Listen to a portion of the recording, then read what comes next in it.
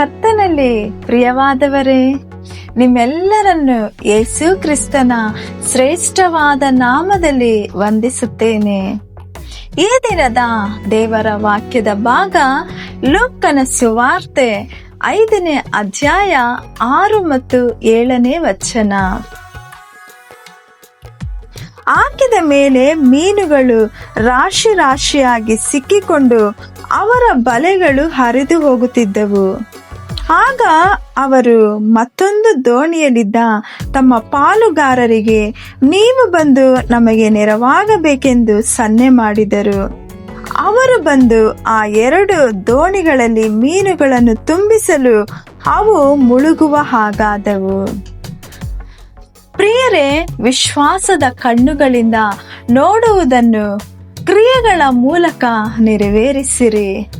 ಅವರು ಆಳಕ್ಕೆ ಹೋದ ತಕ್ಷಣವೇ ನಿಂತು ಬಿಡಲಿಲ್ಲ, ಬಲೆಗಳನ್ನು ಹಾಕಿದರು. ಆಮೇಲೆ ಬಲೆಗಳನ್ನು ಮೇಲಕ್ಕೆ ಎಳೆದರು. ಬಲೆಗಳು ಹರಿದು ಹೋಗುವಷ್ಟು ಮಟ್ಟಿಗೆ ಹೇರಳವಾಗಿ ಮೀನುಗಳನ್ನು ಹಿಡಿದರು. ನಮ್ಮ ಕರ್ತನ ಕಣ್ಣುಗಳು ವಿಶ್ವಾಸದ ಅಥವಾ ನಂಬಿಕೆಯ ಕಣ್ಣುಗಳಾಗಿವೆ. ಆಳದಲ್ಲಿ ಅಸಂಖ್ಯಾತ ಮೀನುಗಳು ಇರುವುದನ್ನು ದಡದಲ್ಲೇ ನಿಂತು ಆತನ ವಿಶ್ವಾಸದ ಕಣ್ಣುಗಳು ಕಂಡವು. ಆ ವಿಶ್ವಾಸವೇ ಮೀನುಗಳನ್ನೆಲ್ಲ ಒಟ್ಟಿಗೆ ಸೇರಿಸಿ ಬಲೆಯೊಳಗೆ ಬರುವಂತೆ ಮಾಡಿತು.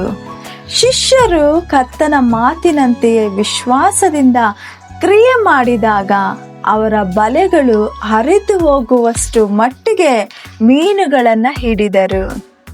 ಇದು ಅದ್ಭುತವಾಗಿದೆ. ಕಾರಣ, ರಾತ್ರಿ ಇಡೀ ಅವರು ಪ್ರಯಾಸ ಪಟ್ಟಾಗ ಅಥವಾ ಶ್ರಮೆ ಪಟ್ಟಾಗ ಸಿಗದಂತ ಮೀನುಗಳು ಈಗ ಹೇಗೆ ಪ್ರತ್ಯಕ್ಷವಾದವು? ಇದುವರೆಗೆ ಸಿಗದಂತ ಮೀನುಗಳು ಈಗ ಹೇಗೆ ಸಿಕ್ಕಿದವು? ನಿಮ್ಮ ವಿಶ್ವಾಸದಿಂದ. ಹೊಸ ಮೀನುಗಳನ್ನು ಸೃಷ್ಟಿಸಿ ಕೊಡುವ ಶಕ್ತಿಯು ನಮ್ಮ ಕರ್ತನಾದಂತ ಯೇಸು ಕ್ರಿಸ್ತನಿಗಿದೆ. ಯೋಹಾನ 14:14 ಕರ್ತನು ಕೊಟ್ಟ ವಾಗ್ದಾನವೇನೆಂದರೆ, ನೀವು ನನ್ನ ನಾಮದಲ್ಲಿ ಏನನ್ನಾದರೂ ಕೇಳಿದರೆ ಅದನ್ನು ನಾನು ಮಾಡುವೆನು ಎಂಬುದಾಗಿದೆ.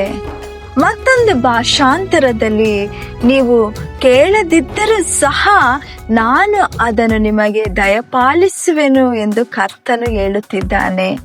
ಹೌದು ಪ್ರಿಯರೇ, ಆತನು ಅದ್ಭುತಗಳ ದೇವರು. 5 ರೊಟ್ಟಿಗಳನ್ನು 2 ಮೀನುಗಳನ್ನು ಆಶೀರ್ವದಿಸಿ 5,000 ಜನರಿಗೆ ಹಂಚಿಸಿದಾತನು ಇಂದಿಗೂ ಜೀವಂತವಾಗಿದ್ದಾನೆ. ಮುಂಚೆ ಅವರು ಯೇಸುವಿಲ್ಲದೆ ಪ್ರಯತ್ನಿಸಿದರು, ಬರಿಗೈಯನ್ನು ಕಂಡರು, ನಿರಾಸೆ ಹೊಂದಿದರು. ಆಮೇಲೆ ಅವರು ಕ್ರಿಸ್ತನ ಮಾತಿನಂತೆ ವಿಶ್ವಾಸದಿಂದ ಪ್ರಯತ್ನಿಸಿದರು. ಅದರ ಪರಿಣಾಮವಾಗಿ ಹೇರಳವಾಗಿ ಮೀನುಗಳನ್ನು ಕಂಡರು, ಆಶೀರ್ವದಿಸಲ್ಪಟ್ಟರು. ಇವತ್ತು ನೀವು ಕೂಡ ಬರಿಗೈಯಲ್ಲಿ ನಿರಾಸರಾಗಿದ್ದೀರಾ? ಕರ್ತನ ಮೇಲೆ ವಿಶ್ವಾಸವಿಡಿರಿ. ಆತನು ನಿಮಗಾಗಿ ಅದ್ಭುತ ಮಾಡುವವನಾಗಿದ್ದಾನೆ. ಹಾಗಾಗುವಂತೆ ದೇವರು ನಿಮ್ಮನ್ನು ಅತ್ಯಧಿಕವಾಗಿ ಆಶೀರ್ವದಿಸಿ ನಡೆಸಲಿ. ಆಮೇನ್. God bless you.